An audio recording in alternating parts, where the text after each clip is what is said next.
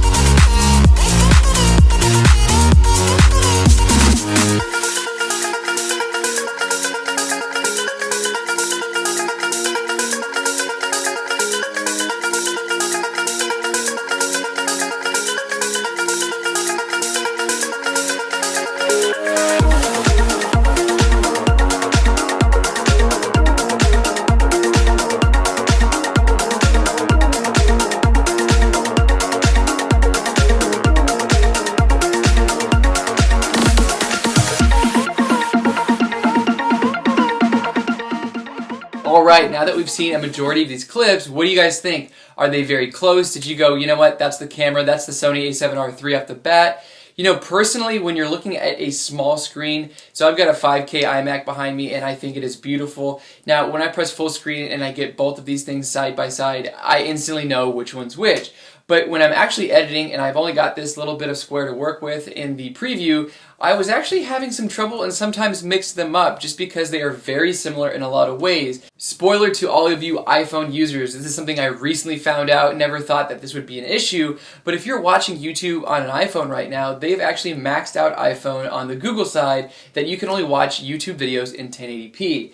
Now, what does this mean? It means that you cannot get higher quality like an Android can or a Samsung, which I used to have. I was really disappointed because me personally, I really can tell the difference between 1440p and 1080p, and that gap's only going to get bigger with YouTube allowing that. Now, I think that YouTube and Apple have a little bit of a war going on like they've had in the past, but I do think it's a low blow to, you know, punish the consumer, because you used to, on the iPhone, I think 6 and plus, you can go ahead and watch 1440, but ever since an update on the YouTube side, on Google side, you can no longer watch 1440p. Now, for me, that is a big deal when I really want to highlight the detail of a camera or anything in my feed. I'm really disappointed, and I hope that gets fixed. I hope they figure it out, but needless to say, if you can watch this on the computer with a better screen, or if you're watching on a Samsung or Android phone, you're going to get more quality out of this. So go ahead and click that 1440 or 4K, because I'm uploading all these in 4K, and you guys can get a better understanding of what camera does what. Now, with that out of the way, let's go ahead and front you some clips, and you need to guess which one is which.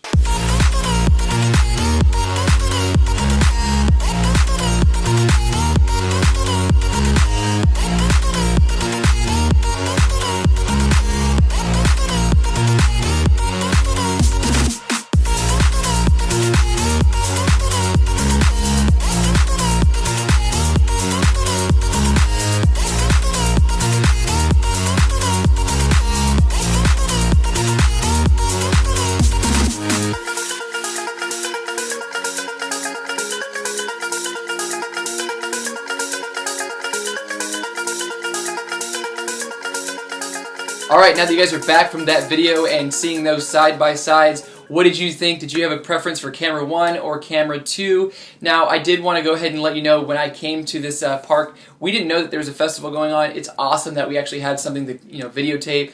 I really like the performers. It's really interesting to watch, and it's a little hard because, so I've got this is the UN Mobile. It's their Smooth Mobile. As you can see, it's pretty small. It's not too cumbersome, and when you have an iPhone, the weight is actually pretty negligible. I didn't notice it at all. Now, keep that in mind that next to me on one of the other hands would be this. So this is a decently heavy gimbal. Now you get this plus an A7R III, add a lens on there, and bam, you have a pretty heavy device. Now, that is one of the biggest things that I love about phones is, one, you have it always on you, and generally you're always going to have it charged, just because, let's be realistic, everybody want to make sure that they have their phone charged, ready to go, and it's in your pocket.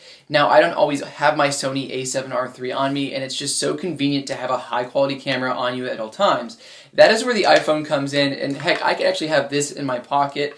I've got the Osmo Pocket Mobile, which is the reason why I kind of moved to this, is because the camera on the 11 Pro Max is just so good. I really wanted the Osmo Pocket to be my next perfect thing because you just shove it in your pocket, you're ready to go with stabilized footage whenever you want. But me personally, I just have a really, really big understanding of what I want out of the footage, and if I know I can get it better with another product, it's going to be with the iPhone. So I don't know if that's going to be the death of my Osmo, but for now I will be using the 11 Pro Max just to get a little bit better quality. I do think the Pro Max has better quality than the Osmo Pocket.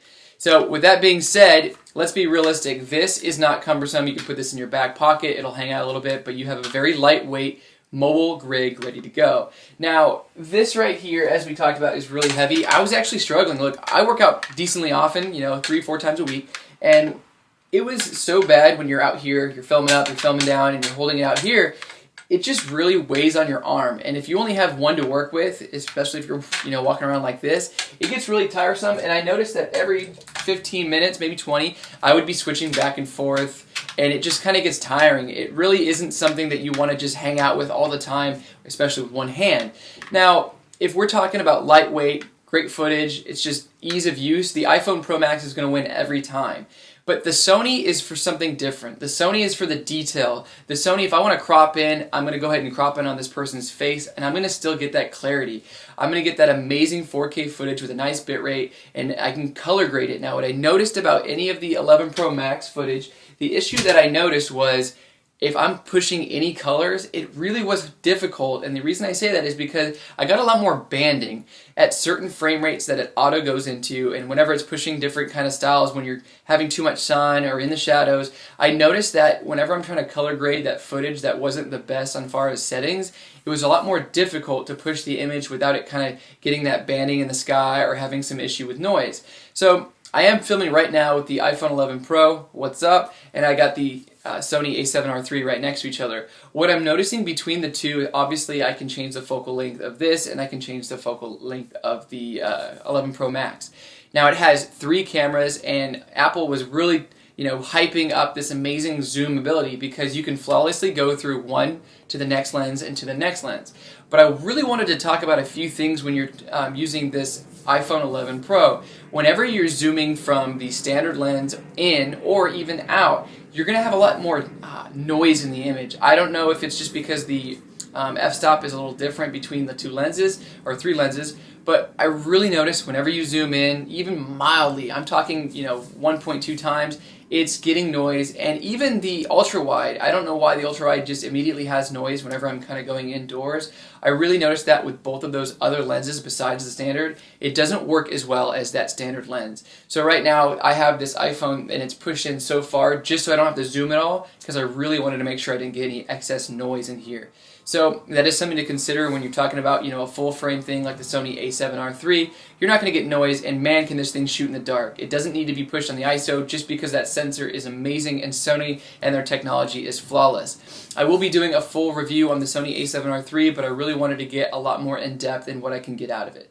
Now, another thing with the iPhone 11 Pro is if you're looking for something that's easy to use, point and shoot, ready to go, the iPhone 11 not only is going to be amazing, but it's just really intelligent. It's flawless and it does a lot of things. But me personally, if I can get a better image by putting it on manual settings, I'm going to do that. So that's where the Sony A7r III comes in. I can change the aperture, I can change the lens, I can change my frame rate, and a lot easier. It's just all of these controls are at my fingertips, and I don't have that option with the iPhone 11 Pro. It's kind of a weird thing to call this an iPhone 11 Pro because they really accentuate, oh, this is the camera, this is the everything. But you don't have manual settings in ways that you normally would with most cameras at every point and shoot. Even my Samsung had built-in, it had everything from manual. I loved the fact that I could go manual. They did take away the video manual and I hated it, the Pro mode. But at least for pictures, I can change the ISO, aperture, and all these things. So the iPhone 11 Pro Max kind of leaves that to be desired.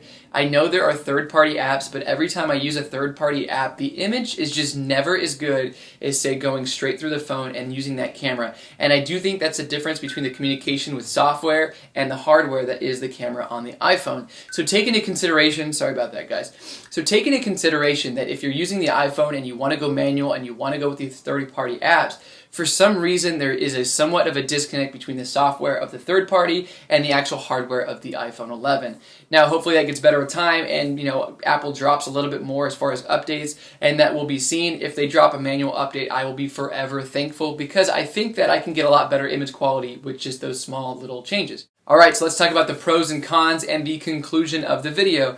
So the pros of the iPhone, obviously it is something small, it's something that you're always going to have on you, and let's get realistic, the camera is better than any other camera in a phone right now. I love the fact that these manufacturers are pushing back and forth to see who can get the best clarity, the best pictures, and get those options out there. Now I do think it leaves a little bit to be desired when you don't have a manual mode. I don't know how you can call a pro phone with a nice camera anything but pro, because it's not, it's amateur. If you're using only auto mode, you're losing a lot in any camera, and that goes for the DSLR, mirrorless, and all of those in between. So let's talk about some of the negatives of the iPhone. So me personally, I love the fact that it comes with 3 lenses, but in low light situations and even indoors, I am struggling to find the right zoom because I notice there's a lot more noise in the photos and I notice there's a lot more noise in the video. So be careful that if you're going, because I know you can scroll in between, you put your thumb on, you can zoom in and zoom out. When you're doing that, you're going to notice a little bit of a jolt to the left or the jolt to the right between those 2 lenses. They do really well that it's minor, but you will notice it, so don't think that you can just swap between the lenses and you're not going to notice a shift, and you will notice a little bit of a color shift as well. With that being said, I think that they're on their way to getting that down. I love the fact that you can actually zoom in kind of like a video camera, but you're going to get a lot more noise when you go in and even out, just because I'm guessing something with the aperture or just with the software itself. So overall, great package, great battery life. If you don't know, the iPhone 11 Pro Max is fantastic. I can actually go a full day of just continuous use. I use social media when I do marketing for companies. I'm filming videos all day. I'm doing a lot with my phone, and it is surprising to actually have a phone that can take the abuse and go a full day of just hard use. So overall, fantastic phone. I'm so excited to see what they're doing. Please, Apple, give us a manual mode, and you'll hear a lot less from people like me. Now, the Sony A7r III, I don't think there's many cameras that I like more than the Sony A7r III. The low light just makes it so nice. You have a lot of options when it comes to, shooting in really high frame rates, getting that slow-mo. I think they have done a fantastic thing with the mirrorless market, and I love that all the other manufacturers are following suit. Hopefully there's more competition when it comes to low-light cameras and seeing what we can do. I'm really excited to go and use the Blackmagic Pocket Cinema 6K. If it's in my price range, which is about $2,500, maybe that'll be the next video that I do. So, like, subscribe, tell me what you guys think. I really am excited to see if you guys got it right, got it wrong, and what you noticed between the differences. And last, I did want to talk about maybe a little bit about those differences. Personally, what I noticed between the 2 cameras is you have a little bit of difference in saturation. I think the iPhone overall is pretty natural because the Sony was very natural, and they aren't too far off. But what I did notice is the iPhone does make a little bit deeper in that saturation, and I do think they want that kind of pop, and that's what social media is all about. Me personally, I want the option to have that pop, and let my intelligent mode just kind of give me what it's showing in real life. Now, another thing about the Sony A7r III against the iPhone is whenever you crop in, or if you pay attention to the girl that's obviously the main, if you look at anybody else walking around, anybody next, you're going to see their face, and it's going to be a lot more blurry on the iPhone 11. The grass is going to be a little bit over sharpened just to pretend that it's a lot more clear than it is. I'm noticing a lot of those things on cell phones is they're trying to kind of fake you into believing that it's higher quality than it actually is. And once you use your full monitor on your computer, you're going to easily tell. So if you're using this on a phone, go ahead and check it out on your desktop. click the full screen, and I really believe that instantly you will know the difference between the Sony A7r III and the iPhone 11 Pro Max. Now, if you didn't know, camera 1 on the left, that is the iPhone, and the camera on the right, that is the Sony. Keep in mind, I was shooting in the auto mode, so there is a lot to be desired with what I would actually color grade and how it would look. But I wanted these to look as similar as possible to see if you guys could get fooled. Now, overall, I love these both, and I think I'm going to be using them for years to come, or at least until the new iPhone comes out. Alright guys, like, subscribe, please. I would love to get a little bit more subscribers so I can get my content out there and maybe even get one sponsor. Alright guys, we'll see you next time, and thanks for watching.